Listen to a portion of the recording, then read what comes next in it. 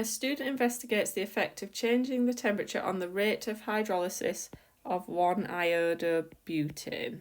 So when you hydrolyse halogen you get the alcohol, and we're going to release the halide ion. The student uses the following method. He adds 5 centimetres cubed of ethanol. That's 5 centimetres cubed of ethanol is our mutual solvent, and 4 drops of iodobutane. And they've marked that with a cross below the liquid. They've added 5 centimetres cubed of silver nitrate to a separate test tube and placed both a stopper in both test tubes and put them in a water bath and left them for 5 minutes to warm up. So what the silver nitrate is for is because the halide ion, when released, will react with the silver ions to make the precipitate. So we're looking through the reaction until we see the precipitate formed. It says it's a yellow precipitate. Identify the yellow precipitate. So either by words, silver iodide, or formula, the precipitate is of the AgI. Student repeats the experiment at different temperatures, and our results are in table 2. It says plot values of 1/T against temperature, and they've even labelled the axes for you. So they've shown you that your independent variable is temperature and that your dependent variable is 1/T. So they're putting that on the y-axis. It says draw a line of best fit and use your graph to predict the time when the cross is no longer visible at 50 degrees C. So our first reading was 6 degrees C and 0.08. So if we have a look at the scales on our x-axis, every little square is 1 degree C. And if we look up the y-axis, every little square is 0.001.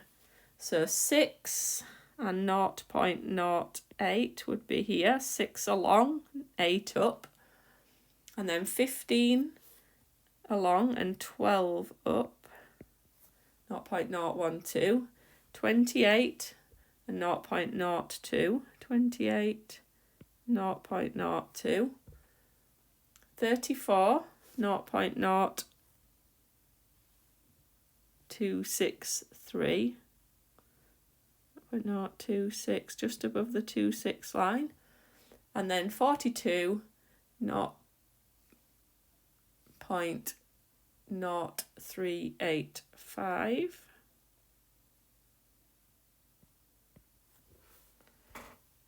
So we're getting a mark for plotting our points.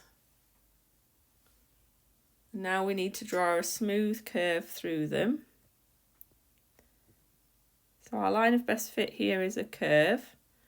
So you need to draw the curve as smoothly as you can through the points. If there's an obvious anomaly, miss it out.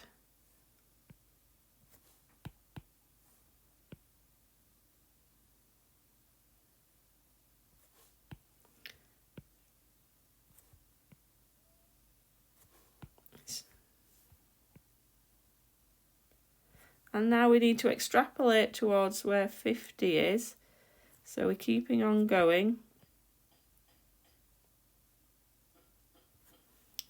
And then we're reading off at 50. So on my graph, I'm getting 0.054. So 1/T equals 0.054. Then T equals 1/0.054. So I do that on my calculator. 18.5 seconds. The student repeats the investigation using 1-bromobutane instead of 1-iodobutane. Explain how the rate compares and predict how the graph will differ for 1-bromo. Well, 1-bromo is going to be slower .